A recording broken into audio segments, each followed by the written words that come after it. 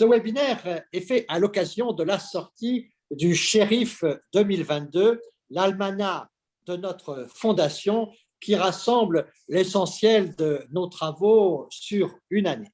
C'est donc la publication un peu de ce que nous avons fait, mais aussi des réflexions qui sont engagées. Et c'est de ces réflexions qui sont naturellement passées au crible au travers de cette actualité déchirante, dévorante, préoccupante, qui est celle de la guerre en Ukraine. Et naturellement, dans ces circonstances, nous allons jeter les regards sur la géopolitique avec ces lunettes de la tragédie qui se passe actuellement à l'est de l'Europe.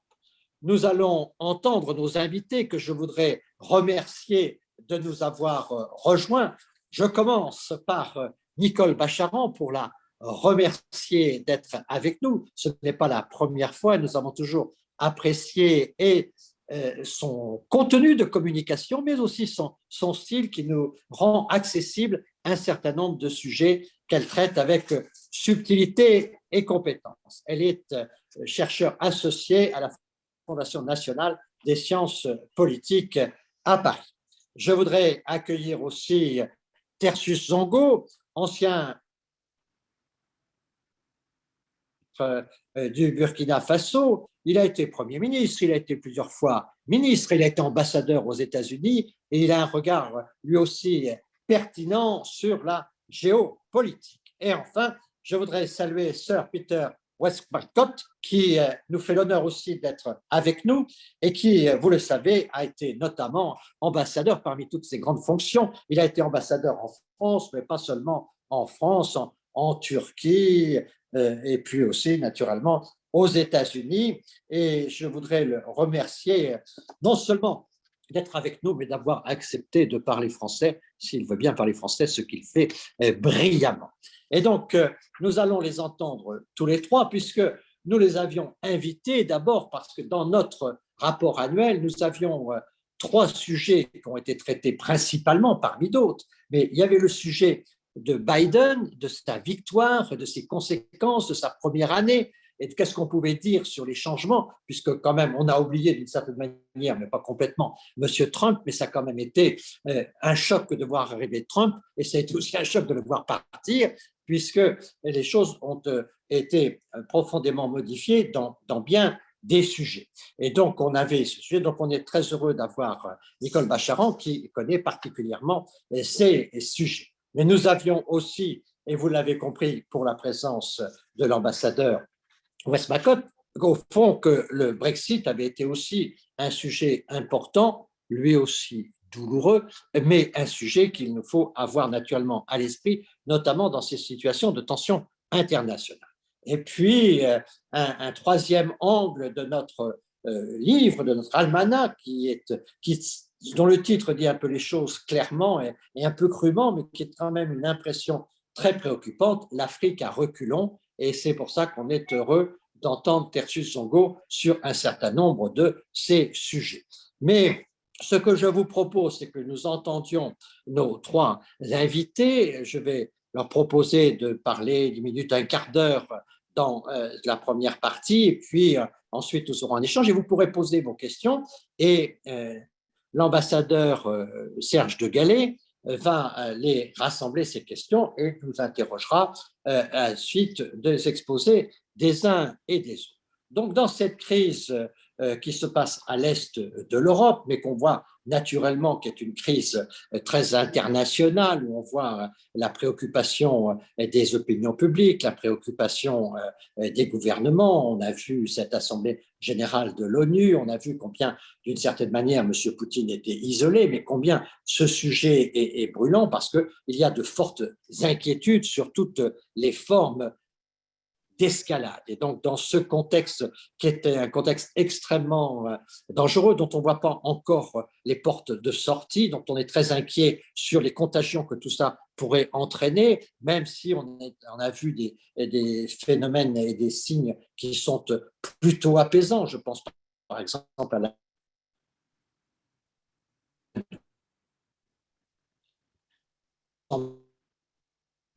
pour que tout s'embrasse. Je vais demander à nos trois intervenants, et en commençant par Nicole Bacharan, de nous dire un peu, dans ce contexte international, cet énorme abcès qu'est le dossier ukrainien, quelles sont les conséquences, les impacts, d'abord sur cette gouvernance mondiale, sur les relations que les États-Unis entretiennent avec l'Europe, la question de la sécurité de l'Europe, la question de la dialectique entre la Chine et les États-Unis aujourd'hui, et donc comment se positionne cette gouvernance mondiale et surtout quels sont l'impact de cette tension sur cette gouvernance. Puis peut-être aussi, et tout ceci étant mêlé naturellement, la réaction des sociétés civiles qui est quand même très intéressante. Moi, j'étais personnellement assez surprise de voir que la Fédération internationale de judo avait exclu M. Poutine de son rang. C'est la première fois qu'on voit le sport monter. Le CIO n'avait pas toujours été regardant, ni sur le football, ni sur les Jeux Olympiques, dans ses attributions. Là, on sent qu'il y a une montée en puissance et que tout ça est assez partagé par les opinions publiques avec des centaines de milliers de personnes dans les rues, un peu partout dans le monde. Donc, la gouvernance mondiale, les sociétés civiles et puis naturellement l'impact à long terme, même si cette crise s'apaisait, si une perspective de sortie apparaissait, quels vont être les impact.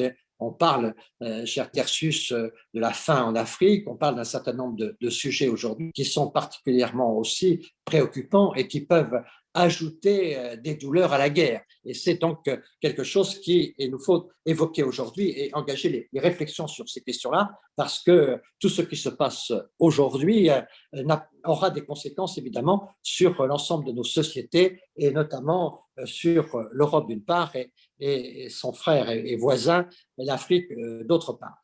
Donc, nous allons discuter de ces sujets. Je vais laisser Nicole Bacharan commencer cette intervention. Honneur aux dames, nous ne sommes pas le 8 mars, mais nous approchons. Et je voudrais, en lui donnant la parole, la remercier de sa participation d'aujourd'hui, mais aussi des fois précédentes. C'est à vous, chère madame. Merci, merci Monsieur le Premier ministre, cher Jean-Pierre, si vous me permettez de vous appeler par votre prénom. C'est vrai que quand on a pris rendez-vous pour ce webinaire, vous nous avez soumis à nous, panélistes, un certain nombre de sujets à évoquer. Et en ce qui me concerne, donc autour des États-Unis, sur cette première année de Joe Biden, le bilan qu'on pouvait en tirer, mais c'est vrai que tout ce que je vais pouvoir dire doit de toute façon être réexaminé à l'aune de la crise actuelle. C'est vrai que vous évoquiez au début, donc dans la préparation de ce webinaire, la situation économique et sociale aux États-Unis, la situation politique, la manière dont Joe Biden pouvait ou pas réunir un petit peu une majorité dans la société américaine, apporter des facteurs d'apaisement après 4 ans de présidence Trump extrêmement chaotique. Et je dirais juste un mot de résumé là-dessus. On sait qu'il a réussi à faire passer un premier plan d'aide en rapport avec la crise sanitaire qui a été adopté de manière bipartisane.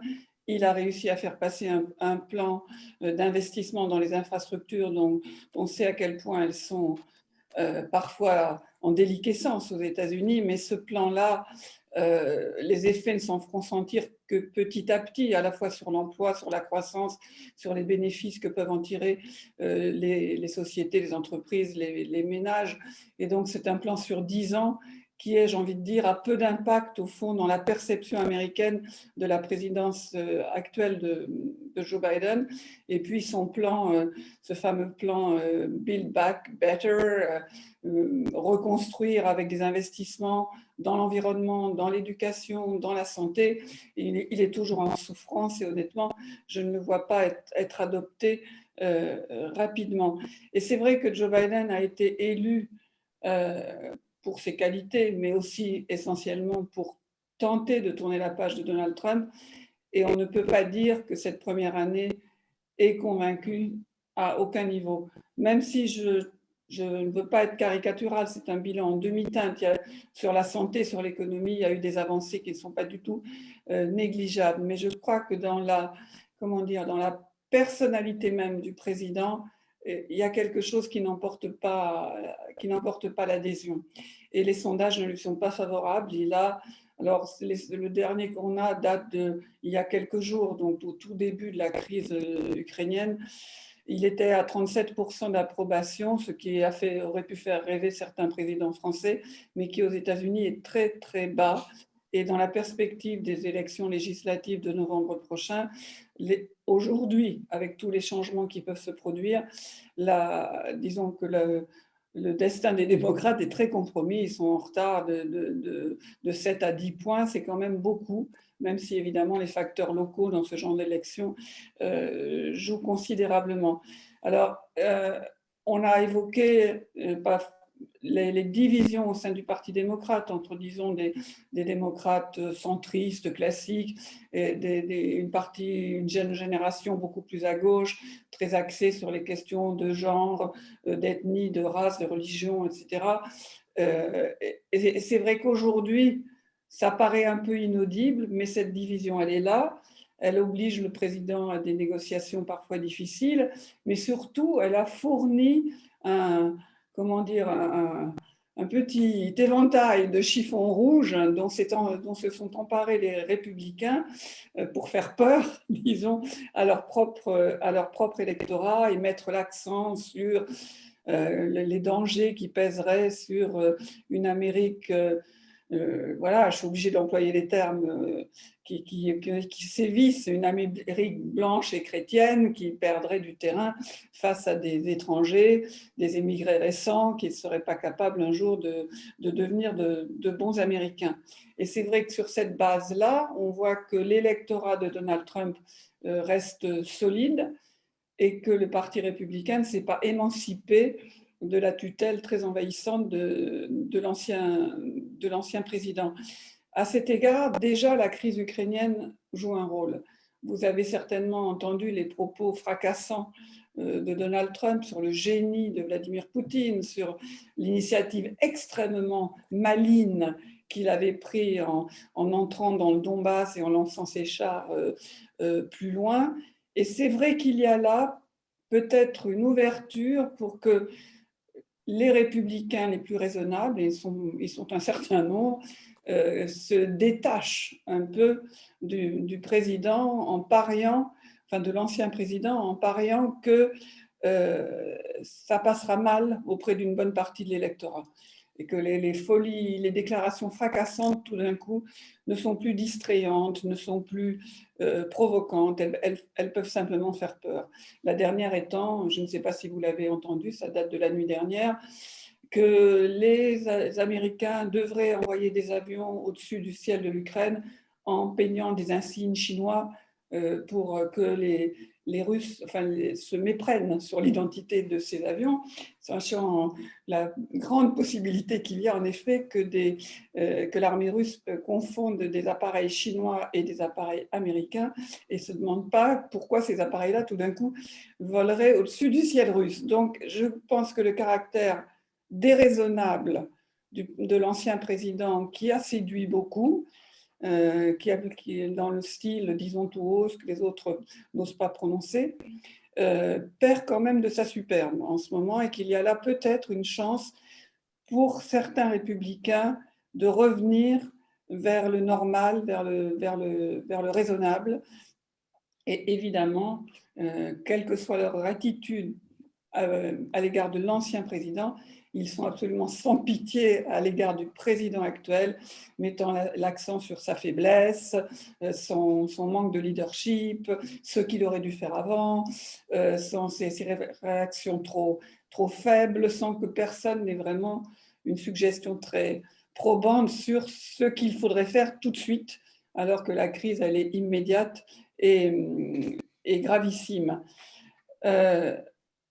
Comment dire, ce qui me frappe dans la crise actuelle, c'est qu'il n'y a pas d'unité bipartisane aux États-Unis, alors que normalement, les crises de politique étrangère sont des moments d'union ou de large adhésion bipartisane.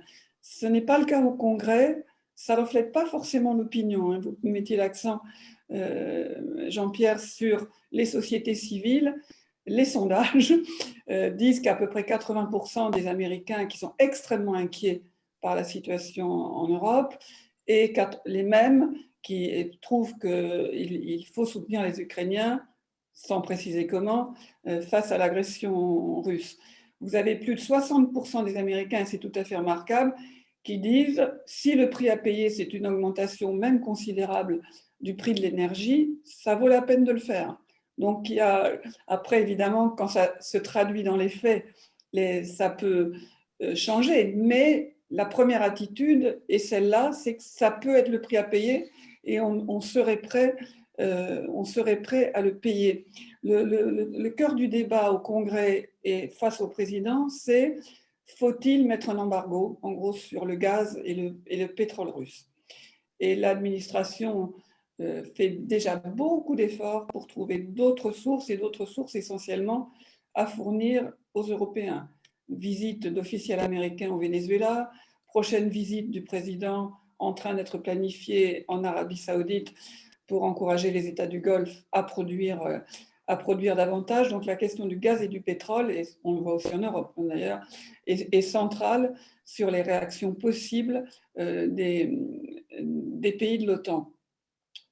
Je voudrais dire quelques mots, sans prendre trop de votre temps, sur ce qui manque à Joe Biden dans cette crise, sachant que c'est un homme tout à fait honorable et qui connaît ses dossiers et qu'il s'agit nullement de le regarder de haut dans une période aussi tragique. Mais je vous donne mon sentiment, à mon personnel. J'ai pensé l'été dernier qu'il ne se relèverait pas de la manière dont les États-Unis étaient sortis de l'Afghanistan, et je pense que c'est malheureusement vrai. C'est vrai qu'à ce moment-là, on a senti qu'il était dépassé, on a vu que ça avait été très très mal préparé, et que quand il est venu à la télévision devant le public américain et international dire que l'évacuation était une grande réussite, ça n'était pas acceptable. Il a raté à ce moment-là également la dimension morale de la situation en Afghanistan. Et la dimension morale, c'est une partie intégrante de ce fameux soft power américain. La morale, c'est aussi les valeurs. Et les valeurs, c'est ce qu'on a à défendre de mieux dans nos démocraties. Si on se prive de cet argument-là, on se prive réellement d'influence. Et c'est vrai que quand on a entendu, toujours l'été dernier, le président Biden dire qu'il ne se sentait en rien responsable du sort des femmes afghanes, il a raté une occasion de s'emparer du leadership moral de son pays. La même chose se produit avec l'Ukraine. J'imagine que vous avez écouté son discours sur l'état de l'Union, vous avez en partie lu la transcription. On a bien vu que c'était un discours qui avait été préparé sur tous les points économiques et sociaux importants, qui ne sont pas du tout négligeables, et que en tête de paragraphe, si j'ose dire, on avait rajouté 10 minutes sur l'Ukraine, 10 minutes sur un discours qui durait près d'une heure. C'est une proportion qui montre qu'il n'a pas voulu, ou qu'il n'a pas compris peut-être, ou qu'il n'a pas souhaité en tout cas, en faire un argument essentiel en ce moment-ci face au public américain. Je vous avoue que moi, j'ai été personnellement choquée qu'à cet égard, il parle évidemment du courage du peuple ukrainien, de l'agression insupportable qu'il subissait tous rapidement, pour se concentrer sur les prix de l'énergie, un facteur très important, et conclure ce paragraphe en disant « Pour nous, tout ira bien. We are going to be okay ». Ça ne suffit pas. C'est un peu court. Et c'était le moment de poser les enjeux, les menaces qui pèsent sur le monde libre, les menaces qui pèsent sur la garantie américaine, sur sa valeur, sur sa crédibilité, sur le fait que les États-Unis étaient garants avec la Russie, mais disons qu'il ne restait plus que les États-Unis, de la sécurité de l'Ukraine au moment où, à la fin des années 90, elle a rendu tout son armement nucléaire à la Russie, puisque la guerre froide était, espérions-nous, enterrée. Donc je ne néglige pas du tout, et je terminerai là-dessus. Et si vous le souhaitez, cher Jean-Pierre, je dirai quelques mots sur la relation avec la Chine, où on peut revenir plus tard peut-être dans notre échange, mais je ne néglige pas du tout tout ce que fait l'administration américaine à l'heure actuelle, notamment essayer de rassembler des sources de gaz et de pétrole alternatifs,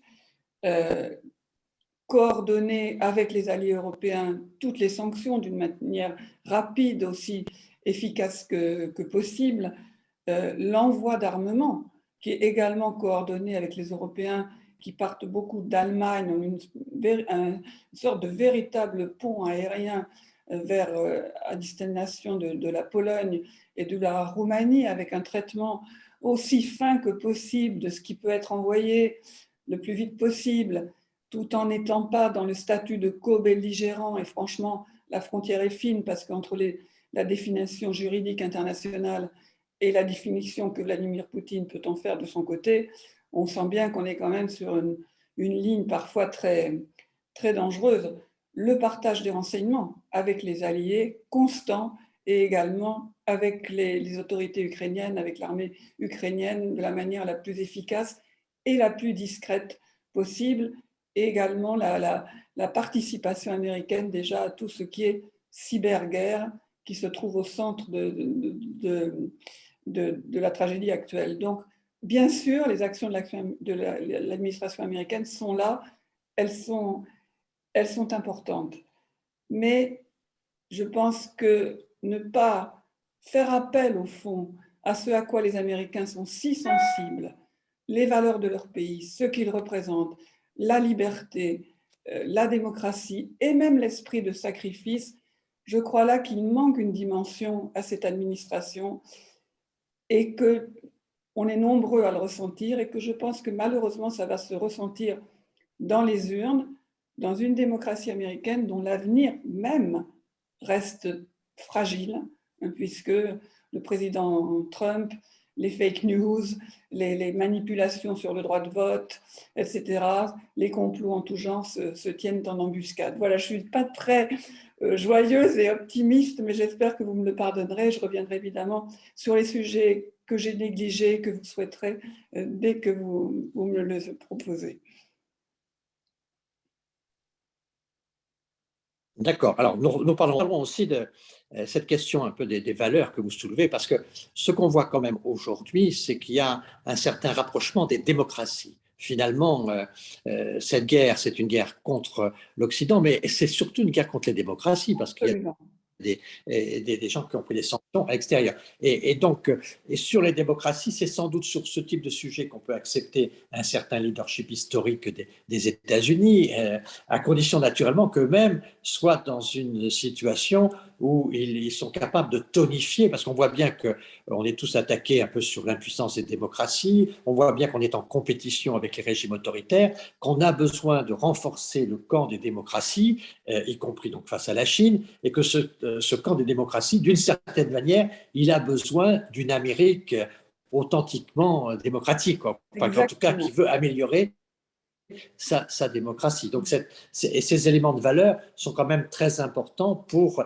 la solidarité internationale autour des valeurs de la démocratie. Donc, je pense qu'on va y revenir, mais je pense que ce manque que vous identifiez, il nous concerne directement dans notre relation avec les États-Unis et dans ce besoin que nous avons de donner aux démocraties une force rassemblée.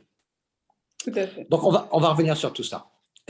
Alors, on va passer la parole à Peter Westmacott pour l'interroger sur cette situation et notamment sur cette cohérence qu'il y a d'une certaine manière aujourd'hui en Europe, entre l'Europe insulaire et l'Europe continentale, si je puis dire. En tout cas, de se dire qu'il se crée peut-être quelque chose là qui est aussi important. Au fond, il y a beaucoup de mauvaises nouvelles puisqu'il y a des drames permanents, mais il y a quand même un sursaut européen que nous sentons peut-être assez fondamental, puisque au fond l'Europe revient à son ADN de base. L'Europe a été créée dans la guerre pour sortir de la guerre, chasser la honte, et finalement on retrouve un peu l'Europe face à son équation de départ qui est la situation post-guerrière. Vos réflexions, cher Peter, merci beaucoup d'être avec nous aujourd'hui. Merci Jean-Pierre et merci de m'avoir invité à participer dans ce panel. vous m'aviez demandé d'essayer de parler français, je fais vraiment mieux. Et vous avez l'habitude de faire semblant de l'apprécier. Écoutez, tout d'abord, je voudrais faire deux petites observations suite à ce que Nicole a bien voulu nous expliquer. Je suis entièrement en accord avec ce qu'elle a dit, mais je soulignerai peut-être deux points. D'abord, l'absence totale d'esprit bipartisan dans le monde politique américain. Même en Angleterre, où l'opposition de sa très gracieuse majesté, le Parti travailliste, a voulu virer Boris Johnson depuis plusieurs mois, maintenant, face à cette crise internationale aussi épouvantable, ils ont un petit peu enterré la hache et pour l'instant, ils ne réclament plus la démission de Boris Johnson. Tandis qu'aux États-Unis, nous avons ce qui est très rare dans toutes les démocraties et un petit peu, je dirais, contre les règles. Vous avez une opposition menée par Donald Trump qui est en train d'affaiblir la position du président des États-Unis, le critiquer pour des raisons honnêtement presque malhonnêtes, certainement sans aucune fondation, ce qui rend plus difficile, à mon avis, le rôle de leadership, si vous voulez, international des États-Unis. Et je pense que ça, c'est assez dramatique. Il y a des gens aux États-Unis et même ailleurs qui ont posé la question, pourquoi est-ce que Poutine n'a pas envahi l'Ukraine au moment où Donald Trump était le président? Parce que c'est quand même, on dit, son copain. Et la réponse logique, c'est de dire parce qu'il n'avait pas besoin, parce qu'il obtenait une grande partie de ce qu'il voulait avec Donald Trump à la Maison-Blanche, c'est-à-dire l'affaiblissement de l'OTAN et un allié presque aux États-Unis qui suivait ses conseils et ne voulait pas du tout le critiquer, quelles que soient ses actions. Ça, c'est quand même assez rare pour la démocratie américaine. Ce n'est pas du tout ce que nous avons expérimenté pendant la guerre froide. Et c'est une réalité, à mon avis, assez triste. Alors, la grande erreur, à mon avis, enfin, il y en a plusieurs, de Vladimir Poutine, c'est de sous-estimer la volonté du président actuel, de Joe Biden, de venir au soutien des Ukrainiens. Je pense qu'il s'est dit, écoutez, j'ai obtenu la Crimée sans payer un prix, sans difficulté, et les Ukrainiens ne sont pas défendus non plus. Donc, je peux avoir le reste du pays dans 2 jours ou 3, et je n'aurai pas de réponse importante du côté des alliés de l'Occident. Grande erreur, à mon avis. D'abord, nous étions tous surpris, à mon avis, certainement de ce côté de la Manche, par le courage et l'efficacité de la défense des gens de l'Ukraine, que ce soit les soldats, parfois entraînés par leurs amis occidentaux, les Britanniques, les Français, les Américains, avec quelques armes que nous avions fournies. Voyons que ce désastre était peut-être sur le point de se dérouler, même si certains amis de Poutine et les gens dans tous nos pays qui le connaissent estimaient qu'il n'allait pas le faire, parce que voilà, non, ce n'est pas le type qu'on connaît, et il ne sera pas aussi stupide que d'envahir le pays. Alors, il l'a fait, mais voilà, la réponse de l'Ukraine, ça a obligé les autres pays, y compris le mien, qui était un peu faible, si je peux me permettre de le dire, en matière des sanctions et de la réponse au début. Après une semaine ou deux de résistance extraordinaire, nous sommes tous obligés par la pression politique, par un sens de la moralité, de venir au secours de ce pauvre pays. Alors, y compris le président Biden. Tout ça, à mon avis, c'était sous-estimé par le président russe. Et il y a beaucoup d'autres erreurs, et ce n'est pas mon rôle à moi d'essayer de les décrire. Mais je pense que c'est un point de vue, un aspect de cette crise assez important. Est-ce qu'il habite une petite bulle où il n'entend rien du tout, sauf les échos des sycophons qui l'entourent? J'en sais rien. Je ne connais pas suffisamment bien la politique intérieure du Kremlin. Mais je pense qu'il a quand même fait un certain nombre d'erreurs. Ensuite, quelques points sur le Brexit et où nous en sommes en Europe pour essayer de répondre aux questions de Serge et de Jean-Pierre. Alors, le Brexit, ça vous étonnera pas si je vous dis qu'à mon avis, c'était un acte d'automutilation nationale évitable et endommageante pour mon pays. Je regrette énormément que nous avons fait ça. Il n'y avait pas de pression politique des racines profondes des différents partis. Il s'agissait surtout d'essayer de garder l'unité du Parti conservateur, où ils avaient la trouille de la montée des gens comme Farage, des petits partis indépendants qui allait risquer de diviser le Parti conservateur qui était au pouvoir. Donc, ils ont offert ce référendum. David Cameron espérait, avait même la confiance de gagner. Ça n'a pas marché.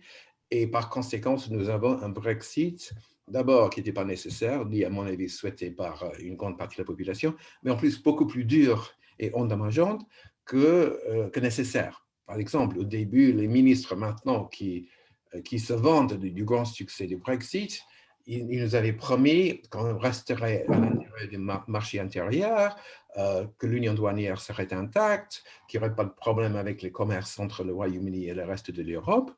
Mais voilà, aujourd'hui, nous voyons une baisse au minimum 15% dans le commerce entre le Royaume-Uni et le reste de l'Europe. Nous avons vu des problèmes pour la croissance économique au Royaume-Uni. Le gouvernement dit c'est magnifique, nous avons taux de croissance supérieur à tous les autres membres du continent européen l'année dernière, ce qui est vrai, mais c'est parce que nous étions descendus beaucoup plus bas l'année précédente, moins 9,5%. Donc, très bien que ça va mieux, mais nous sommes toujours derrière le niveau où nous étions en 2018-2019, ce qui n'est pas le cas avec les autres pays européens. Et le commerce extérieur, avec la France, bien entendu, mais avec le reste du marché intérieur, marché unique, est très affaibli, et les effets sur la croissance économique et même la disponibilité des différents produits et pièces détachées et tout le reste, supply chains et autres, est assez important. Et c'est assez dramatique.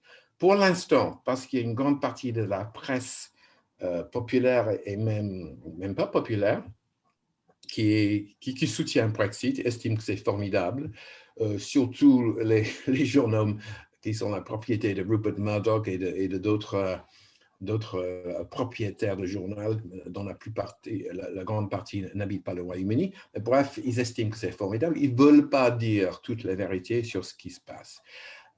D'après les économistes indépendants, le Brexit va nous coûter moins 4% de PIB, et la crise sanitaire, moins 2%. Donc, 2 fois plus important pour l'économie nationale du Royaume-Uni que si nous étions restés à l'intérieur d'un membre de l'Union européenne. Pour la politique, pour l'instant, pas question de reposer les questions au peuple britannique pour voir si vraiment c'est ce qu'il souhaitait.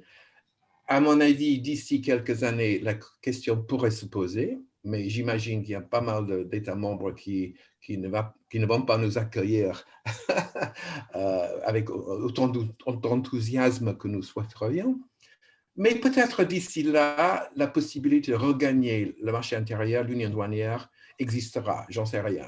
Mais politiquement, je pense que redevenir membre de l'Union européenne, c'est pas pour demain, c'est pas pour les quelques années à venir, mais peut-être un peu plus lointain. Une fois que le peuple du Royaume-Uni a compris de quoi il s'agit, la question pourra se reposer. Vous m'avez demandé de dire 2 mots sur l'avenir de l'Union, de notre Royaume-Uni. Alors là, la question également se pose parce que d'abord, une partie de l'accord négocié par Boris Johnson pour partir de l'Union européenne a créé énormément de problèmes pour l'Irlande du Nord. Ce n'est pas nécessaire maintenant d'expliquer de quoi il s'agit, mais soit il doit y avoir des frontières douanières entre l'Irlande du Nord et la République, soit il doit y en avoir entre l'Irlande du Nord et la Grande-Bretagne. Soit l'un, soit l'autre. On ne peut pas éviter. Boris Johnson souhaiterait qu'il n'y aurait pas de problème du tout, pas d'entrave, pas de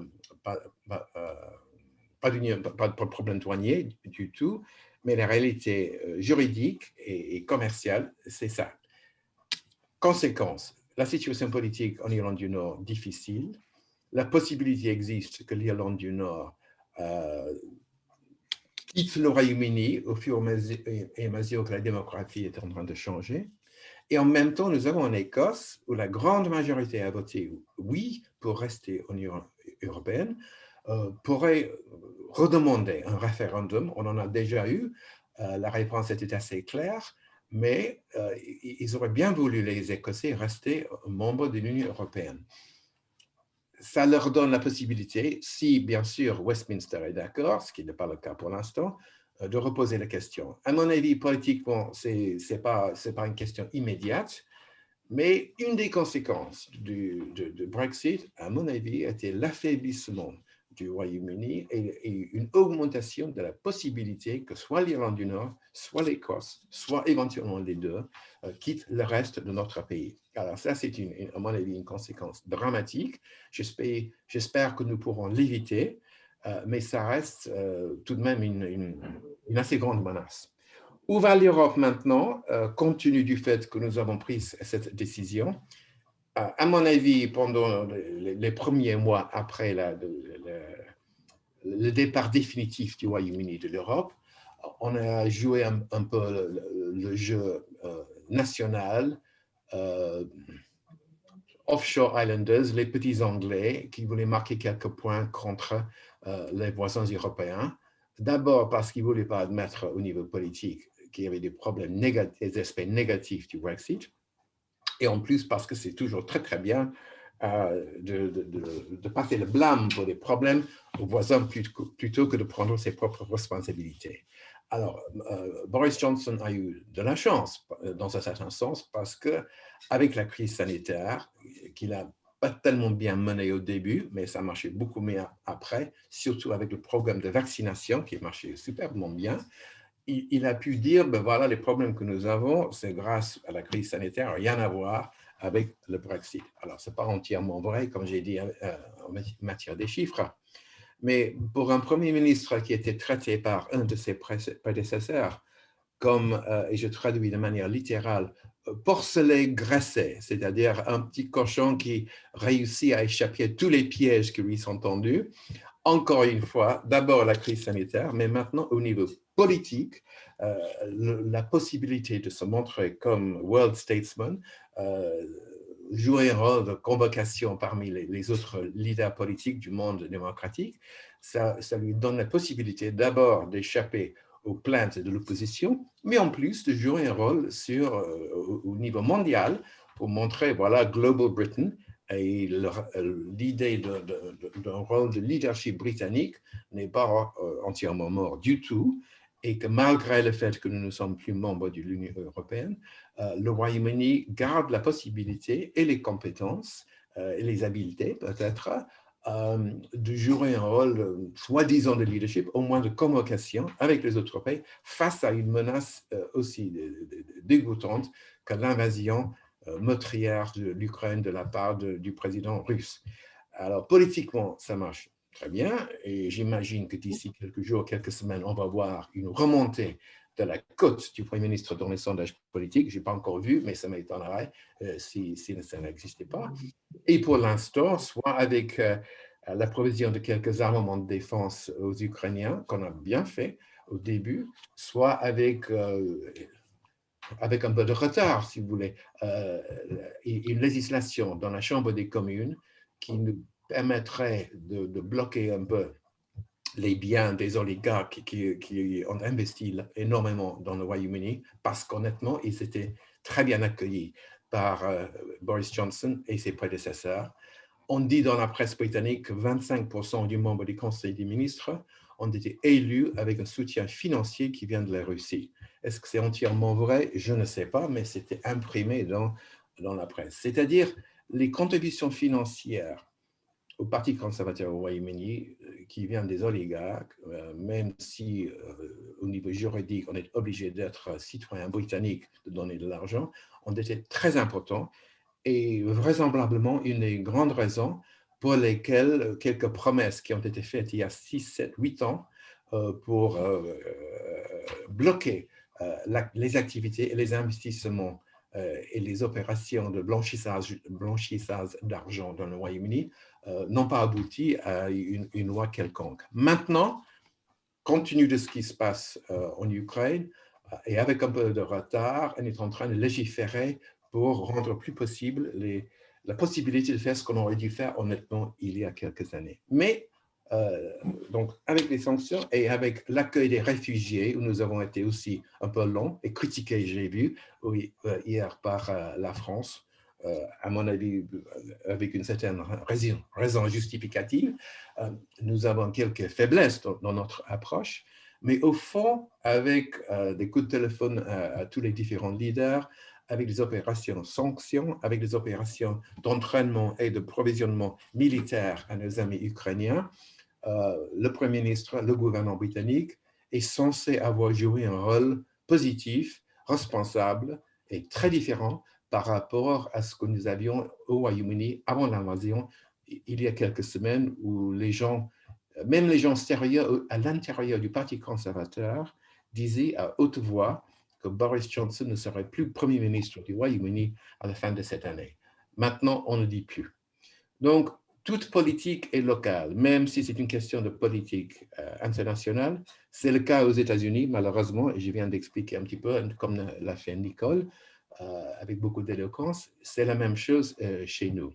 Pas à moi de dire comment ça marche pour le président Macron, qui a essayé de faire marcher la diplomatie jusqu'au dernier moment, et même au-delà du dernier moment. Bravo pour lui, ça n'a pas marché, mais c'est bien, à mon avis, que quelqu'un a quand même fait l'effort, parce que sans ça, je pense qu'on se serait reproché de ne pas avoir tout fait pour essayer d'éviter le sort que nous témoignons aujourd'hui. Donc voilà, un petit peu sur les États-Unis, un petit peu sur la politique du Brexit, compte tenu des préjugés personnels que j'ai contre le Brexit et que j'estime que c'est quelque chose qu'on aurait dû éviter, mais enfin bon, voilà, c'est pas la peine de s'expliquer sans être honnête sur son propre point de vue, et deux, trois observations sur où nous en sommes au niveau européen en matière de leadership et de l'unité que nous sommes maintenant en train de rétablir avec des contacts beaucoup plus positifs, beaucoup plus amicaux, beaucoup plus coopératifs entre les grandes capitales européennes, qui n'était pas le cas il y a que quelques semaines. Voilà. Merci Jean-Pierre. Merci beaucoup. Juste un petit mot, Peter. Au point de vue défense, on a toujours vu que les deux armées britanniques et françaises avaient des relations de relative proximité avec pas mal d'accords. Est-ce que ce climat reste positif en matière de défense entre une logique de partenariat entre la France et le Royaume-Uni sur un certain nombre d'accords qui ont été déjà passés? Ou est-ce qu'on prend en Royaume-Uni, on brage un peu des déclarations sur la défense européenne? À mon avis, au niveau militaire, j'ai vu que Stéphane Abrial, mon ami, est également en ligne. Il aura peut-être un mot à dire là-dessus. À mon avis, au niveau militaire et au niveau des agences d'intelligence, la coopération reste très forte, très étroite. Quand même, le Royaume-Uni et la France sont les deux seules puissances militaires de l'Europe. Ils sont condamnés à coopérer, surtout face à une menace telle que nous témoignons aujourd'hui, qui éventuellement pourrait menacer l'OTAN et la démocratie européenne elle-même. Et ça marche bien. La politique internationale, je regrette personnellement que nous avons refusé l'idée d'avoir une coopération structurelle en matière de politique internationale et de sécurité entre le Royaume-Uni et l'Europe au moment où on a fait le Brexit. Mais la réalité, c'est que malgré la politique qui a mené nos leaders politiques à aller dans ce sens-là, la réalité, c'est que une fois que nous avons une véritable crise internationale, nous voyons que les grandes capitales européennes, y compris Londres, peuvent travailler ensemble et le font avec une certaine efficacité. Et je dirais même que les liens personnels qui étaient un peu difficiles il y a quelques semaines où on essaie de marquer des points pour des raisons politiques et autres, même à ce niveau-là, j'ai l'impression que ça marche beaucoup mieux aujourd'hui qu'il y a quelques semaines. Merci beaucoup, Peter. On voit d'ailleurs que tout ceci peut être favorisé par une sorte de redressement de l'image de l'OTAN qui était un encéphalogramme plat il y a quelque temps et qui redevient une force importante dans les rapports de force d'aujourd'hui. Alors, parlons de l'Afrique, Tertius. Merci beaucoup d'être avec nous, Monsieur le Premier ministre. Dites-nous un peu comment vous voyez l'impact de cette situation, notamment sur l'Afrique. Et puis, vous avez vu que dans notre rapport, nous avons fait un titre qui est sur nos réflexions en matière de développement africain, qui n'était pas très confiant dans l'avenir, ou en tout cas qui signalait un peu un certain nombre de risques pour mobiliser toujours l'attention en disant l'Afrique à reculons. Alors, Dites-nous un peu comment vous voyez la situation vue du sud de la Méditerranée. Instrument, en tout cas, de recherche de la paix, de la cohésion, et qui était surtout au profit des plus faibles. Et on est retourné à la raison du plus fort. Le deuxième constat, c'est que naturellement, quand nous voyons de l'extérieur ce qui se passe en Ukraine, on se dit qu'il y a des nouvelles méthodes de travail qui doivent être explorées. Parce que jusqu'à présent, au niveau multilatéral, c'est beaucoup plus les acteurs publics qui ont été mis en avant, quelques acteurs privés. Mais lorsqu'on voit ce que la société civile est en train de faire aujourd'hui à l'Ukraine, disons-nous la vérité, si les choses sont en l'état, s'il y a un certain patriotisme, s'il y a encore à se donner quelques jours, comme on le disait, même si l'Ukraine finira par sombrer, c'est beaucoup plus le rôle de la société civile, un éveil de conscience. Comment faire pour que, dans une redéfinition du multilatéralisme, on puisse élargir le champ des acteurs, prendre en compte un peu ces points de vue des acteurs de la société civile, une société civile élargie, que ce soit dans les négociations, que ce soit dans des approches diplomatiques. Je pense que c'est un peu cet aspect que nous voyons un peu de loin. Naturellement, c'est une actualité qui est venue bouleverser un peu notre ordre du jour et je reviens un peu sur la question principale que vous avez soulevée qui est aujourd'hui, quand on lit le Shérif 2022, c'est le constat d'un recul de l'Afrique. Et ce constat d'un recul de l'Afrique, je souhaiterais que nous puissions prendre un peu cette crise de la COVID un peu et voir un peu quelles sont les leçons qu'on tire. Et puis, bon, naturellement, on a un peu les leçons un peu sur le plan international qui peuvent nous aider à voir quelles sont les leçons qu'on apprend. Et oui, l'Afrique passe par des moments difficiles, mais comment on peut avancer? Le premier point, Jean-Pierre, lorsqu'on regarde aujourd'hui, on se rend compte que, à la lumière de cette crise sanitaire, qui en réalité n'en était pas une pour l'Afrique, et tout le monde avait des prédictions très, très apocalyptiques pour l'Afrique concernant cette crise de la COVID, mais elle a été beaucoup plus ressentie plutôt comme une crise économique que comme une crise sanitaire. On n'a pas eu ces morts à l'appel auxquels chacun s'attendait. Et cette crise économique a révélé quand même quelques réalités que nous devons regarder si nous voulons que l'Afrique, effectivement, sorte de ce que vous avez appelé l'Afrique à reculons. Un, c'est ce que j'appellerais le secteur informel. Je veux commencer par là. Parce que Jean-Pierre, lorsqu'il y a eu cette crise, en Afrique, lorsque nous regardons les acteurs économiques, le secteur informel a toujours été considéré au regard des loupes des sociétés développées, comme un secteur non organisé qui est un peu en réalité un vecteur de déstabilisation même du secteur formel. Et toute notre approche en Afrique, c'est comment formaliser le secteur informel. Mais la crise de la COVID a montré que ce secteur informel, qui aujourd'hui, lorsqu'on le regarde en Afrique, il occupe 89% pratiquement des emplois. C'est le secteur qui a été résilient à la crise.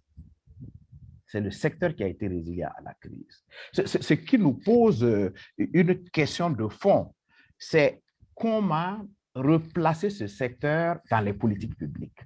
Alors que ce que notre logiciel avait enregistré, des politiques qui sont soutenues par les institutions internationales, c'est que ce secteur était un secteur qu'il fallait, mais on ne peut pas le faire disparaître, il fallait l'encadrer, il fallait éviter qu'il prenne une place importante. Mais c'est le contraire qu'il a révélé. Qu'est-ce que nous faisons? Est-ce que ce n'est pas une voie à explorer? Nos toutes petites entreprises, nos initiatives individuelles qui ont pu survivre à cette crise, comment on les renforce? Ça, c'est une question de fond que nous devons regarder. Le deuxième élément qui sort un peu de toute cette logique qu'on a eue jusqu'à présent, c'est que cette crise a montré la place de l'État dans la gestion des crises. C'est très clair, les politiques néolibérales qui ont été enseignées jusque-là ont montré un peu la place de l'État dans le laisser-faire, le laisser-aller. Mais quand on regarde ces crises-là, l'État a joué un rôle central. Et malheureusement, ce rôle central qu'a joué l'État a été très limité. Il a été très limité pour quelles raisons? À cause du modèle économique que nous avons. Le modèle économique ici ne permet pas des interventions de l'État sur le plan monétaire. C'est beaucoup plus des interventions sur le plan budgétaire pour soutenir un peu ces petits acteurs. Ce qui montre que, logiquement, il y a aussi à ce niveau une réflexion à faire. Un, pour que dans le modèle économique, comment nous allons vers la relance d'un développement endogène, c'est-à-dire produire localement, transformer localement, avoir une politique monétaire qui puisse être un véritable instrument de politique économique, avoir une intégration régionale qui permet de pouvoir faire des échanges entre nous lorsque les situations sont compliquées, mais aussi mettre l'accent sur la mobilisation des ressources locales. Parce que ces éléments de politique se sont avérés être des éléments indispensables et des révélateurs, un peu de pistes sur lesquelles l'Afrique peut travailler pour sortir de sa situation actuelle. Il y a ce dialogue social, cette cohésion sociale qui semble être quelque chose d'africain, mais qui avait complètement perdu sa place. On a vu les solidarités se renforcer encore au moment de cette crise. Comment les entraides ont pu voir le jour. Nous voyons tous les fonds qui étaient rapatriés par la diaspora dans ces pays. Avec cette crise, on a eu un assèchement de ce rapatriement des fonds, mais les gens ont appris à compter sur eux-mêmes à partir de l'intérieur. Comment nous renforçons cette cohésion? Comment nous renforçons le dialogue social? Je pense que ce sont des questions essentielles que nous devons nous reposer lorsque nous voulons replacer l'Afrique un peu dans un contexte de développement. Mais Jean-Pierre, cela c'est pour nous et pour vous. Et ça, nous l'avons senti en Afrique. C'est un peu la structuration entre des régimes que je dirais autoritaires et des régimes démocratiques. C'est très clair, lorsque nous voyons comment cette crise a été gérée dans les différents pays, aussi bien en Afrique qu'ailleurs, on voit que les approches ont été tout à fait différentes en fonction de la nature des régimes. Et quand nous regardons cela, ça nous amène à nous poser des questions sur comment essayer de corriger un certain nombre de faiblesses que nous voyons au niveau des démocraties. Je vais parler de la nécessité aujourd'hui dans l'approche des démocraties d'élargir un peu le dialogue des démocraties.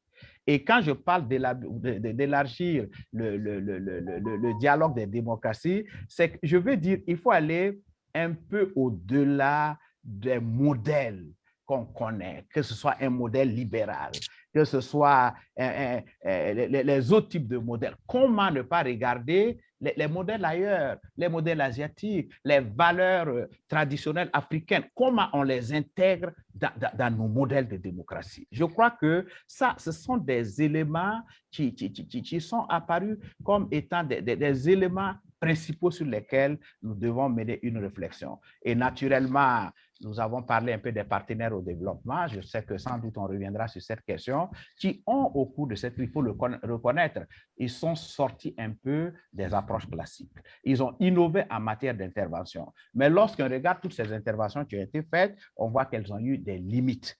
Elles ont eu des limites parce que, un, il faut innover en matière de procédure.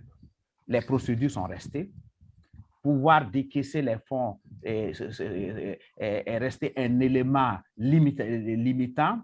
Il faut innover aussi en matière d'acteurs et notamment en matière d'opérateurs. Nous voyons que sur le terrain, à cause des difficultés qu'il y avait, beaucoup d'ONG intervenaient. Les collectivités locales elles-mêmes étaient vraiment impliquées et nous voyons que aussi le secteur privé lui-même, comme on a dit, a joué un rôle. Alors que jusqu'à aujourd'hui, lorsqu'on voit dans les méthodes d'intervention des partenaires, il n'y a pas tellement d'ouverture sur ces nouveaux acteurs. Et je voudrais dire, il y a aussi des besoins d'innover en matière de pilotage. Alors, quand on revient au financement proprement dit, j'ai dit que le secteur qui a le plus résisté pendant la crise, c'est le secteur informel. Donc, les toutes petites entreprises, les petites et moyennes entreprises. Mais lorsque vous regardez dans les mécanismes traditionnels d'intervention des partenaires, ces secteurs ne sont pas du tout pris en compte dans les financements.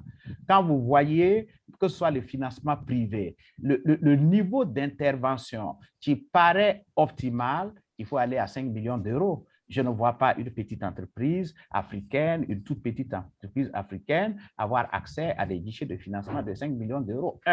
Elle ne peut pas, comment je dirais, satisfaire aux procédures. Tout ce qui est analyse de rentabilité, analyse de risque, qui ne sont que des approches qui s'adaptent à des grandes entreprises. Donc, il faut revoir un peu toute cette approche, comment nous finançons le secteur privé africain. Et Jean-Pierre, mon petit point de vue là-dessus, c'est qu'il faut qu'on ouvre un peu le financement, qu'on innove, qu'on puisse avoir des financements publics qui accompagnent le secteur privé. C'est quelque chose de possible, c'est quelque chose de faisable. Pour terminer, parce que je ne vais pas prendre tout le temps, s'il y a des questions, on reviendra. Il y a cette guerre entre les États-Unis, entre la Chine, et où l'Afrique se positionne. Qu'est-ce que, voilà, nous tirons de cette guerre? Je pense que, de mon point de vue, je pense que les pays africains doivent imaginer un peu une nouvelle posture de diplomatie économique. C'est-à-dire, il faut qu'on se maintienne un peu à l'écart de cette querelle qu'il y a entre ces deux superpuissances et essayer de voir comment nous nous positionnons pour renforcer nos propres systèmes. Mais je pense que le vrai positionnement de l'Afrique, qui peut être utile, ne peut pas être fait sans l'Europe. Il faut un troisième acteur.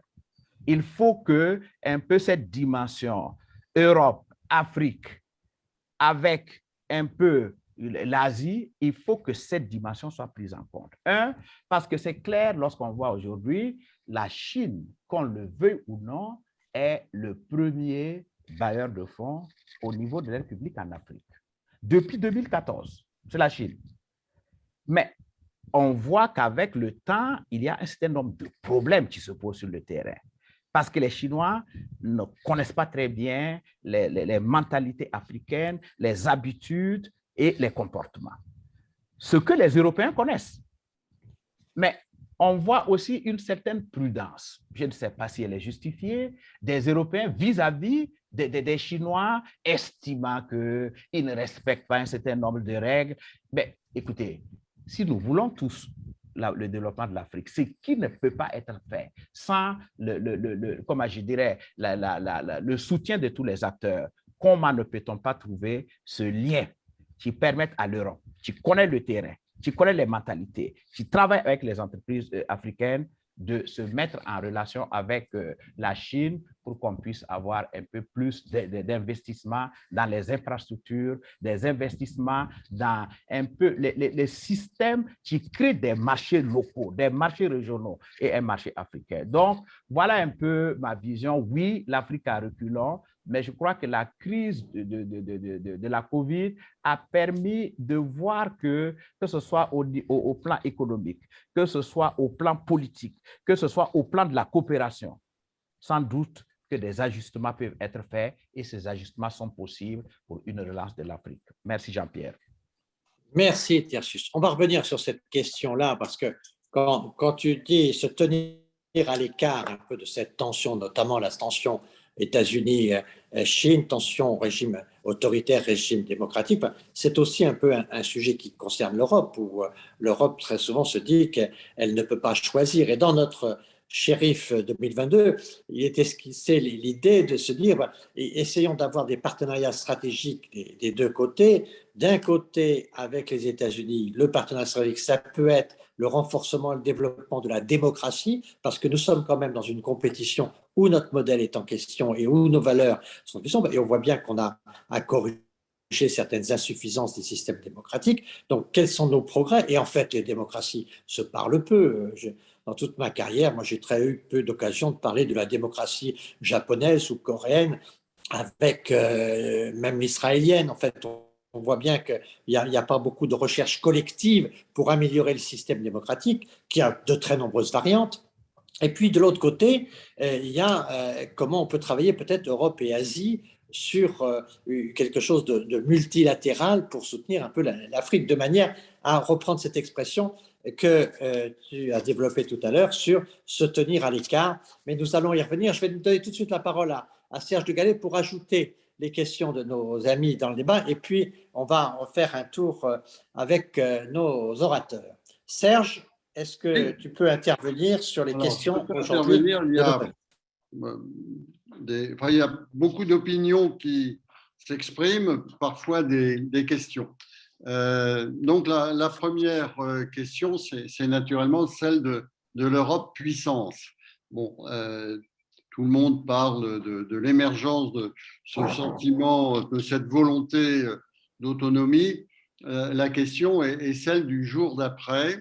Est-ce que finalement cette guerre ne va pas resserrer les rangs autour de l'OTAN et des États-Unis, ou va-t-elle permettre à l'Europe, et avec la dimension franco-britannique qui est importante, de gagner en autonomie? Et naturellement, ça renvoie aux résultats des élections parlementaires de novembre et aux prochaines élections américaines, donc dans 2 ans.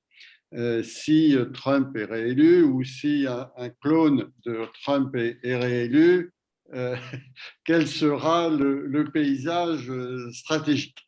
Deuxième question intéressante, c'est le triangle Moscou, Pékin, Washington. Quel est le degré de complicité, si je puis dire, entre Pékin et Moscou?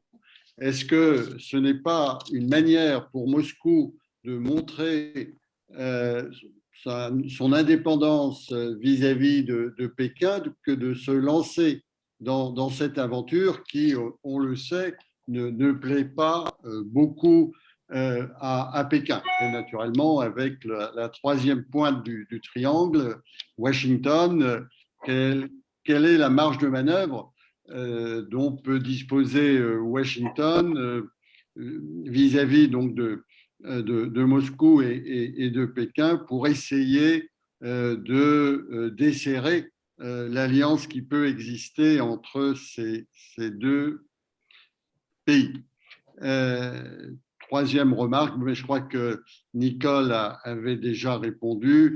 Est-ce que ça n'oblige pas Trump à corriger ses propos, donc corriger son image et finalement perdre en termes d'aura en vue des prochaines élections?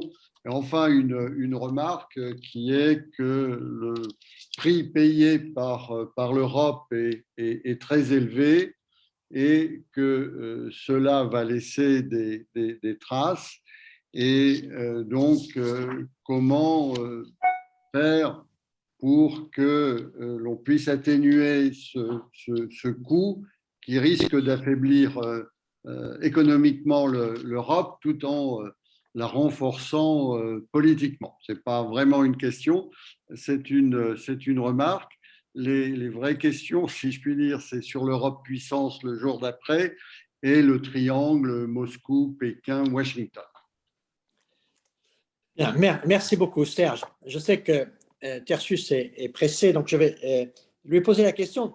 Quelle est puisqu'on parle de cet axe Moscou, Pékin, Washington, quelle est la perception actuellement en Afrique? On a parlé tout à l'heure un peu de la perception de la Chine, mais de la Russie, et où en sont les États-Unis dans leur relation avec l'Afrique? Comment tu ressens les choses aujourd'hui? Je dois dire que traditionnellement, lorsqu'on regarde quoi qu'on dise en termes d'aide publique au développement, les États-Unis sont quand même assez présent ces derniers temps. Et depuis la présidence de Obama, on sent quand même une présence des États-Unis aussi bien au niveau des secteurs de développement. Mais vous savez que dans nos espaces francophones, il faut on dise la vérité, les États-Unis ont toujours considéré ces pays comme voilà, c'est des ONG en réalité qui font remonter les informations, sinon c'est la France, c'est un peu la chasse gardée de la France. Donc, une présence américaine n'a jamais été une présence envahissante, ni, comme je dirais, très pesante dans ces pays. Mais, ces dernières années, qu'on le veuille ou non, on sent quand même un certain nombre de mouvements pour une meilleure présence au niveau de ces pays. Donc, de façon globale, le fait que les États-Unis n'aient jamais été au devant de la scène dans nos pays, il n'y a pas de jugement de valeur comme ça, parce que, comme je dirais, il n'y a pas ce contact. Concernant la Russie, ce sont un certain nombre de pays. Lorsque vous regardez nos pays, tous ces pays qui ont un passé communiste sont des pays qui ont eu leurs élites formées en Russie. Et tous ces pays qui ont eu leurs élites formées en Russie ont gardé des liens très forts avec la Russie. Quand bien même la présence française ou d'autres pays européens étaient assez fortes dans ce pays. Donc, il faut dire qu'avec les changements aujourd'hui, avec un peu cette volonté pour chacun de s'affirmer, tous ces pays avec un passé communiste remettent en surface leur lien passé avec la Russie. Ça, il n'y a rien à faire. Si vous regardez la tendance, elle est celle-là. Maintenant, pour ce qui concerne l'Europe, de façon globale, c'est clair que pour l'Europe, tous ces pays qui ont, comment je dirais, naturellement, un lien avec l'Europe depuis des décennies, font un peu le point de la coopération. Et honnêtement, chacun arrive à la conclusion que cette coopération est mitigée. Elle est mitigée. On ne voit pas en quoi les résultats sont probants. Ce qui fait qu'on se trouve à un carrefour de questionnement. Il y a sans doute des valeurs en Europe qu'un certain nombre de pays qui luttent pour une démocratie apaisée apprécient. Mais lorsqu'on fait l'évaluation globale de la coopération, elle est mitigée. C'est pourquoi, très rapidement, la Chine a pris le dessus. La Chine a pris le dessus, mais comme je l'ai dit, avec le temps, les gens se rendent compte que ce n'est pas aussi évident, cette coopération avec la Chine, parce que nous avons quand même nos valeurs traditionnelles, nous avons un certain nombre d'aspects locaux que nous souhaitons voir les gens respecter. Et les Chinois ne sont pas habitués à ce type de respect. Donc, voilà un peu, ce qui veut dire qu'aujourd'hui, comme je le dis, Jean-Pierre, il y a une place assez forte pour l'Europe. Pour l'Europe, c'est le bilan de la coopération qui est jugé mitigé. Pour les Chinois, c'est la forme même de la coopération, la cohabitation avec eux qui est difficile. Alors que la Chine est disposée à mettre des financements. Pourquoi ne pas trouver un peu ce pont entre l'Europe, l'Asie et l'Afrique pour une relance d'une coopération qui soit tout à fait avantageuse? Avec d'un côté un peu des moyens financiers et de l'autre côté des savoir-faire. Exactement. Ouais. Merci beaucoup, Tertius, de ces réflexions qui sont en effet très importantes parce qu'on voit que ce triptyque dont parlait Serge tout à l'heure, bon, en Afrique, c'est au fond un terrain sur lequel ces dialectiques se développent. Alors, Nicole, au-delà des réponses aux questions là, sur l'Europe puissance, puis sur ce triptyque Moscou, Pékin, Washington, comment cette relation Chine-États-Unis, États-Unis-Chine peut-elle évoluer? Comment voyons les choses? Puisque finalement, on a eu une grande inquiétude avec le démarrage de cette crise qu'il y ait une tentation Taïwan derrière cette démarche Ukraine. Et puis, on voit une attitude de la Russie un peu équilibrée ou en tout cas qui n'est pas dans le support. Peut-être que Poutine attendait plus de la Russie qu'il en a finalement obtenu. Enfin, comment vous sentez les choses et comment cette dialectique Chine-États-Unis, qui est en fait quand même la structure de notre gouvernance mondiale aujourd'hui, comment évolue-t-elle, comment peut-elle évoluer sous la pression des événements de l'Est de l'Europe?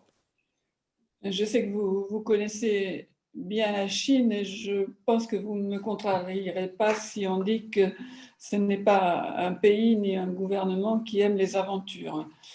Et que là, ils sont face à un aventurier et qui entraîne le monde vers des perspectives impossibles à déchiffrer, mais dont dans l'immédiat, en tout cas, aucune n'est bonne, avec des conséquences sur le commerce international, sur les économies internationales, sur les équilibres financiers ou les déséquilibres financiers qu'on n'arrive pas à anticiper. Et on voit que les intérêts traditionnels, en tout cas économiques russes et chinois, ne concordent pas. Donc on peut imaginer qu'il y a une inquiétude certaine à Pékin et peut-être un regard sur les ambitions à l'égard de Taïwan qui commence à se compliquer parce que la réaction, au fond, qui a surpris Vladimir Poutine, mais qui a peut-être surpris l'Europe elle-même, la réaction si forte de l'Europe peut laisser à penser que ce ne serait peut-être pas immédiatement l'Europe, mais en tout cas les démocraties peuvent, face à un danger existentiel, se réunir très fortement. Et c'est certainement quelque chose à observer à l'égard de Taïwan. Si c'est perçu comme une menace existentielle sur la démocratie, et vous l'avez rappelé très justement, c'est une attaque contre la démocratie qui a lieu à l'heure actuelle, ça peut peut-être rendre la direction chinoise un petit peu plus prudente à cet égard. Maintenant, la méfiance, voire l'hostilité à l'égard de la Chine, c'est quand même un facteur d'unification aux États-Unis. C'est très largement partagé dans les deux partis, mais généralement parmi les citoyens, le sentiment que la Chine est une puissance menaçante, hostile, et qui a été renforcé, disons, dans les 5 dernières années par le virage très autoritaire du régime de Xi Jinping. Donc ça demeure. Et en même temps, la prise de conscience qu'à l'égard de Vladimir Poutine, c'est peut-être la Chine, la seule, qui pourrait être un facteur de modération, au moins à une échelle de temps assez brève. Et là, ça n'a pas lieu du tout. Je veux dire, la Chine n'a aucun intérêt à défendre les démocraties en tant que démocratie, mais il me semble qu'elle a un intérêt à défendre une stabilité économique et commerciale internationale. Et aujourd'hui, elle ne se dirige pas vers ça. Donc, elle risque, mais vraiment ce que je dis est extrêmement prospectif, et la prospective en ce moment est bien fragile, elle risque de se retrouver du mauvais côté de l'histoire économique, financière et technologique. Mais dans la relation immédiate avec Washington, il me semble qu'il y aurait eu une chance à saisir de la part de la Chine pour dire attention, on a quand même des intérêts communs. Et ça n'est pas le cas ces jours-ci, ça peut être différent la semaine prochaine ou la semaine suivante. Je partage tout à fait votre avis sur ce point, parce que, au fond, la Chine, elle n'aime pas cette image de paria qu'est en train de prendre Poutine. Et donc, au fond, elle ne cherche pas forcément à avoir des alliés, mais elle souhaite pouvoir se développer sans affrontement trop visible. Et donc, il ne faut pas se tromper sur ses ambitions, mais au moins sur sa démarche, elle peut avoir intérêt à une certaine stabilité, équilibre du monde pour qu'elle puisse en effet régler ça. Moi, je suis persuadé, c'est mon sentiment personnel, que la réaction de l'Europe et des sociétés civiles impressionne beaucoup Pékin, parce que là, c'est on voit que Poutine s'est quand même isolé. Je crois qu'à l'ONU, c'est 5 voix pour seulement. Je pense que c'est quelque chose comme ça. Hein.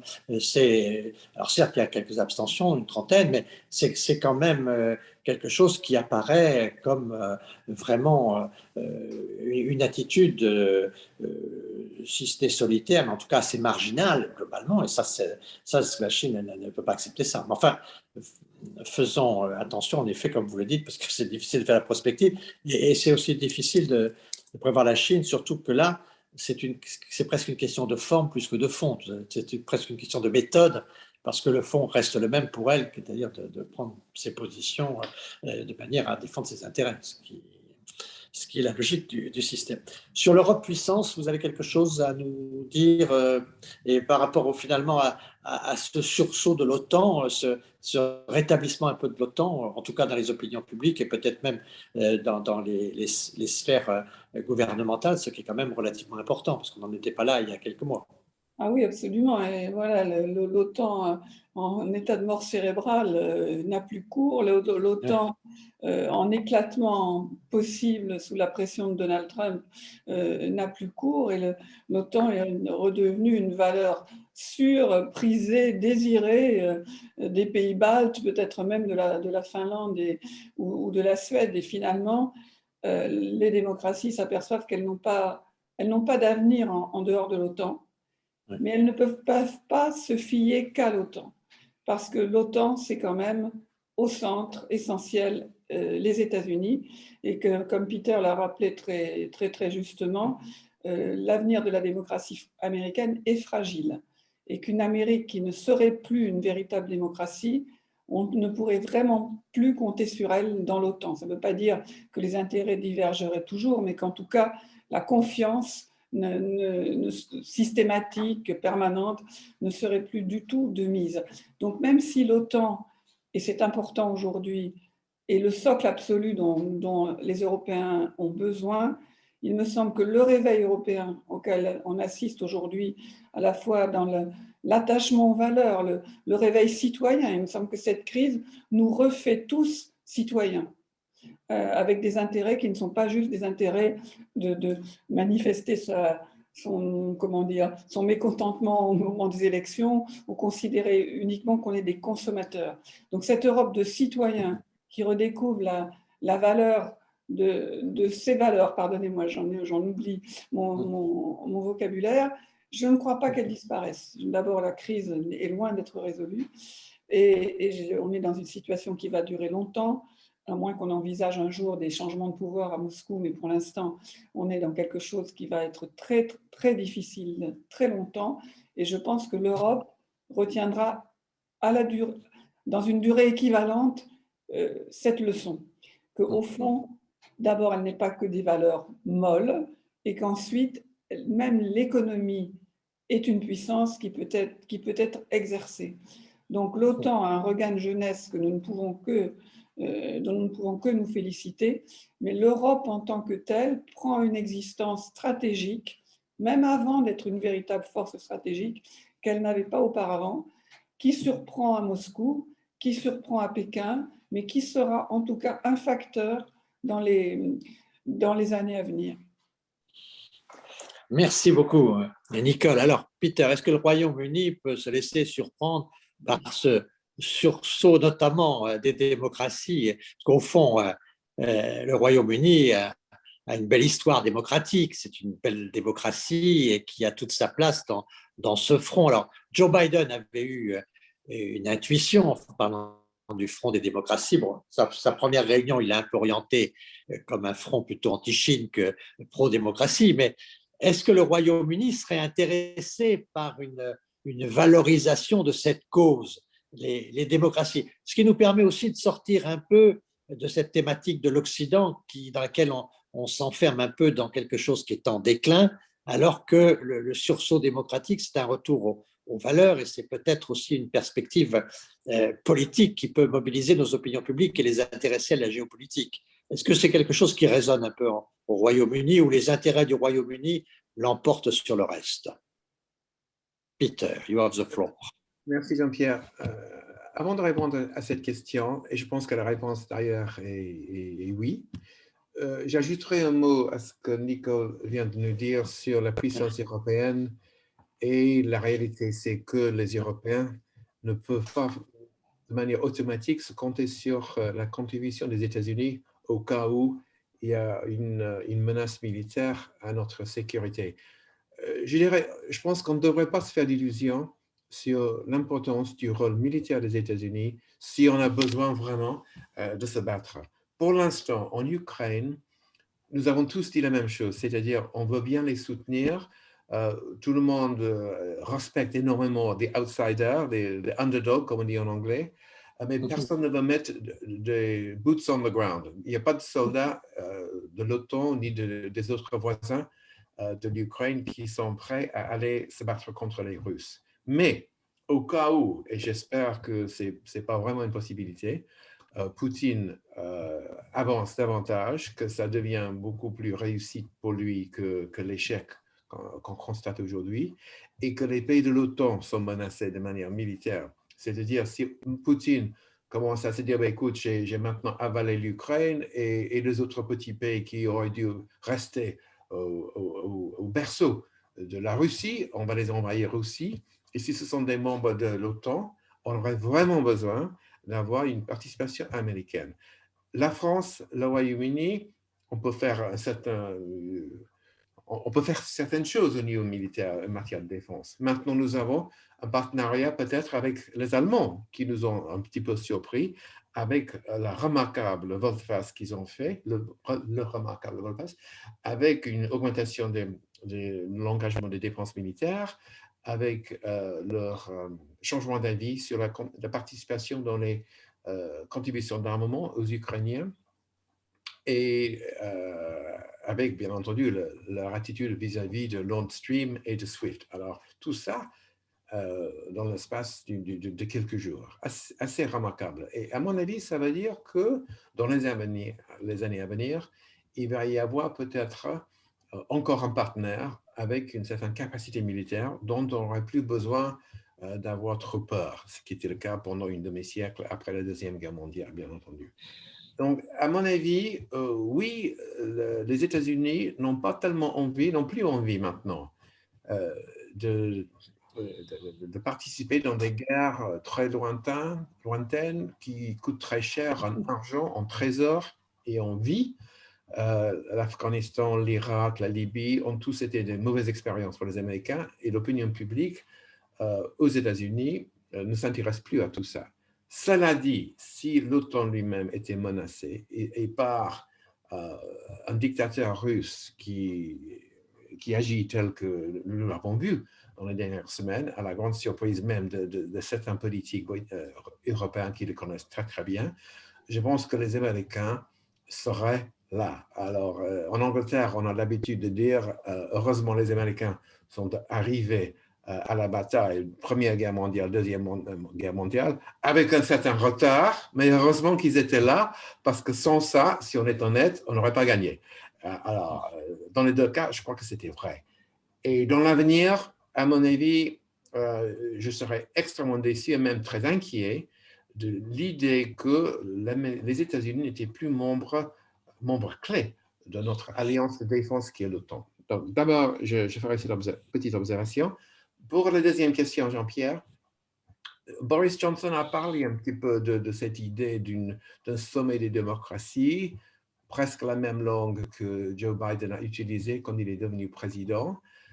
Tout ça, c'est formidable. C'était un petit peu un message à nos amis en Pologne, maintenant les grands héros de cette crise internationale, mais des gens que nous critiquions, comme les chefs politiques de la Hongrie, qui ne respectaient pas entièrement les règles du jeu de l'Union européenne, et même vis-à-vis de certains autres pays qui allaient un peu trop loin, parfois avec les instruments de la démocratie, parfois sans cela du tout. Mais la réalité, c'est comment est-ce qu'on peut valoriser, comment est-ce qu'on peut instrumentaliser, si tu veux, cette idée que les démocraties doivent agir ensemble pour sauvegarder leurs valeurs. C'est une très belle idée et je pense que le Royaume-Uni serait tout à fait prenant, mais à mon avis personnel, je ne vois pas très bien comment on agit, comment nous avançons. Peut-être après les élections présidentielles en France, au mois d'avril, on aura une idée plus précise de ce que souhaite la France. Et j'espère qu'au fur et à mesure que le temps passe, que le Royaume-Uni reprendra l'habitude de travailler ensemble, coopérer avec ses partenaires européens, malgré les observations et les commentaires politiques un peu franchement absurdes que nous avons vus dans les 2 dernières années. Mais comment et quoi exactement ça veut dire, ça reste à voir. Mais j'insiste sur mon premier point, nous ne faisons pas d'illusions que les Européens tout seuls peuvent faire marcher l'OTAN ou nous défendre avec une stratégie autonome en matière de défense au cas où nous sommes vraiment menacés. Parce qu'à ce moment-là, nous aurons besoin de nos amis américains. C'est très important, Peter, ce que tu nous dis là. Mais on a quand même, donc, c'est un peu cette doctrine gaulliste alliée, mais pas alignée. Et puis, on a remarqué quand même que dans les périodes difficiles, ceux qui ont été proches des Américains, je pense à Tony Blair, je pense à Aznar, je pense à Berlusconi pour la guerre en Irak, les États-Unis ne sont pas toujours très reconnaissants. Donc, on ne les trouve pas toujours très préoccupés par nos questions et pas très reconnaissants par la suite. Alors, que du Royaume-Uni, on nous envoie un message de confiance malgré les tensions que vous avez vous-même connues, c'est quand même très important. Mais je crois que tu as tout à fait raison sur cette réflexion que l'Europe seule ne peut pas diriger cette ligne. Et donc, il faut qu'on trouve, surtout, ce n'est pas au moment où l'OTAN retrouve une énergie et une crédibilité qu'il faut la fragiliser. Donc, je pense qu'il est clair qu'il faut trouver cette articulation entre l'OTAN et la démocratie européenne. Pour ce qui est des démocraties, on voit quand même bien qu'il y aura un sujet sur lequel on doit travailler, c'est que nos démocraties s'appauvrissent. Ce qui s'est passé en France avec les Gilets jaunes, ce qui s'est passé d'une certaine manière avec le Brexit, ce qui s'est passé avec le Capitole, on voit bien que nos démocraties s'abîment un peu et comment seront-elles dans une vingtaine d'années? Bon, moi je suis assez admiratif des États-Unis quand je vois le taux de participation électorale, parce que nous en France, quand ça ne va pas, on a plutôt tendance à s'abstenir. Mais la participation, c'est le nerf de la démocratie. Et donc, si les démocraties ne sont pas capables de se rénover un peu, je suis très inquiet sur l'avenir des démocraties, surtout que les régimes autoritaires à côté grignotent partout et font une campagne, on le voit en Afrique et ailleurs. Donc, on a quand même besoin de trouver, même si c'est compliqué, un espoir pour de meilleures démocraties, plus adaptées au monde moderne, plus adaptées à la planétisation de nos consciences, plus adaptées à un certain nombre de sujets. Donc, il faudrait peut-être quand même essayer de trouver, parce que notre système n'est pas, je dirais, aujourd'hui en excellente santé globalement. Peter, ou Nicole, ou les deux. Deux mots très rapidement. Oui, je suis d'accord. Nos démocraties s'abîment, s'affaiblissent. Il y a des erreurs dans beaucoup de nos pays. Au Royaume-Uni, par exemple, nous étions assez choqués de voir un Premier ministre qui, au fond, a été jugé par l'unanimité de nos grands juges, notre Supreme Court, la Cour suprême, d'avoir agi hors de la loi, en proroguant le Parlement, c'est-à-dire en suspendant le Parlement britannique pour des raisons de politique intérieure autour de Brexit. Et en même temps, par conséquent, il a menti à la reine sur les raisons pour lesquelles il voulait demander à sa grâce et à sa majesté sa permission de suspendre le Parlement. Alors, normalement, on aurait vu une crise politique extraordinaire, même question de démission. Ce n'était pas le cas.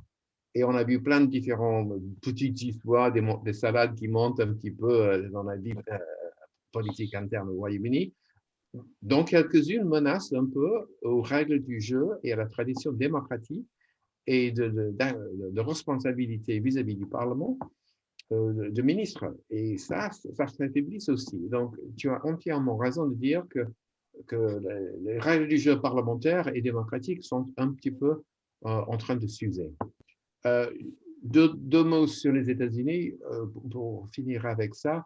Tu as entièrement raison de dire que je souligne l'importance de garder notre alliance militaire défense avec les États-Unis malgré les difficultés que nous avons eues. Et je voudrais ajouter que malgré toute la discussion de special relationship, qui est une idée précieuse pour certains leaders britanniques, pas tellement pour les Américains, la réalité, c'est que même avec Joe Biden, où il y avait quand même un retour au business as normal avec son soutien pour l'Europe, pour l'OTAN, pour partenariat avec les alliés, pour consultation internationale, tout ça, c'est formidable, de belles paroles. La réalité reste qu'avec la politique commerciale, les sanctions contre la Syrie et les exportations de Scotch whisky sur l'Iran, sur la manière dont l'administration Biden a pris sa décision sur l'Afghanistan et l'exécution qui était assez déplorable, même de notre côté également, mais difficile d'agir tout seul. Et même sur certains aspects de la politique internationale, les négociations sur l'Iran, où il y a plusieurs différents éléments qui sont tous impliqués. Je dois dire que travailler avec nos partenaires américains, c'est parfois compliqué et c'est toujours été le cas. Et pas la peine de se faire d'illusions là-dessus. On travaille ensemble, la France, les Allemands, les Britanniques, tous, les Israéliens, les Irlandais, mais ça reste assez compliqué. Et il est le cas que ces complications, ces différences étaient toujours là et existeront toujours. Mais malgré tout ça, ça reste un grand pays dans lequel on ne peut pas... we can't do without. On ne peut pas s'en passer. Travaillons ensemble avec lucidité. On va laisser à Nicole le dernier mot, si elle le veut bien. C'est elle qui va conclure notre échange. Nicole, c'est à vous. Merci beaucoup. Merci beaucoup. À vous-même. Évidemment, vous n'en serez pas étonné, je rejoins totalement ce que Peter vient de dire dans la relation entre l'Europe et les États-Unis. Je crois que nous ne verrons pas dans notre génération et peut-être la prochaine se rétablir une confiance ferme et définitive.